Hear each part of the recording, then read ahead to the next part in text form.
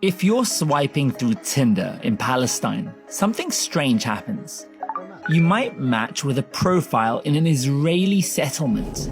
And that's because Israelis and Palestinians live so close to each other. Then, if you try looking for Palestine on Google or Apple Maps, it's not there. Palestine. No Palestine, right? Yeah. But no Palestine? No, Jerusalem, no. But Palestine does exist. I went to see it for myself, and it was not what I expected. The restaurants and street food are amazing in the city of Ramallah. The bakeries are old, coffee shops new, and co-working spaces are full of startups. And the house parties are insane. Thank you so much for having me at your party. With local young adults and aid workers dancing side by side. But if life here looks similar to yours, it's not. Tear gas. Live rounds. You can hear the bullets again behind me. It's very strange. Here's 6 ways that life in Palestine is not normal. 1.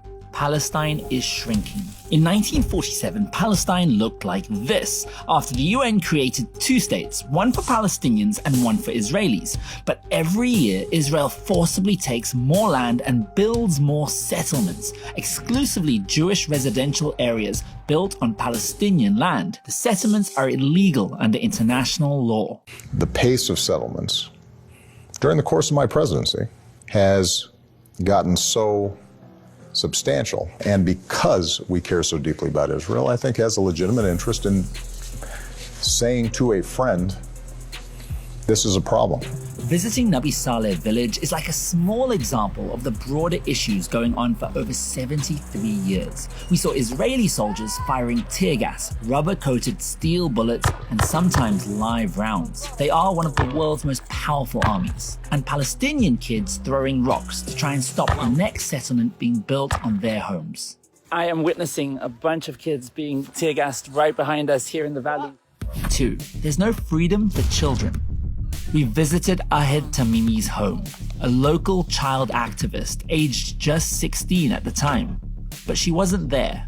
On the day her cousin was shot in the head with a rubber bullet, A rubber bullet that came in his face, came here. Ahed later slapped an Israeli soldier outside her home and was in an Israeli prison when we arrived.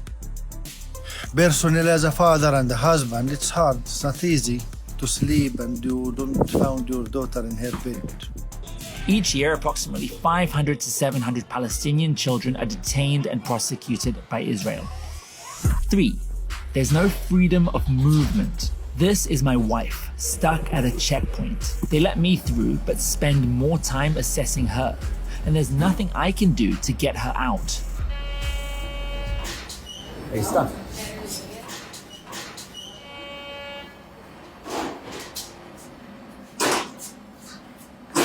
Everything is dehumanizing about the process.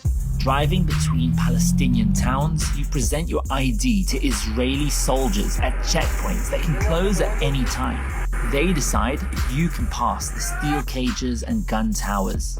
Every Palestinian, from school kids to workers, go through this daily.